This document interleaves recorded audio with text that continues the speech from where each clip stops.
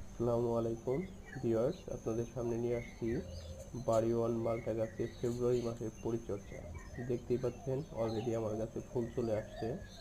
যাদের গাছে ফুল এখনও চলে আসে নাই বা চলে আসবে অতি শীঘ্রই, কারণ এই সময়টাতেই মূলত গাছে কমলা মালটা গাছে ফুল চলে আসে এবং গুটি আসে।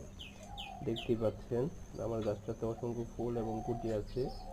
ঠিক এরকম গুটি 80% হয়ে গেলে আপনারা সবাই ছত্রাকনাশক ইউজ করবেন।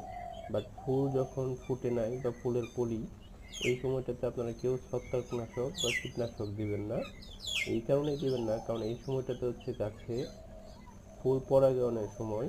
এই সময় যদি ছত্রাকনাশক কীটনাশক ব্যবহার করেন, সেই ক্ষেত্রে আপনার ফুল পরাগায়ন হবে না বা পলিনেশন হবে না।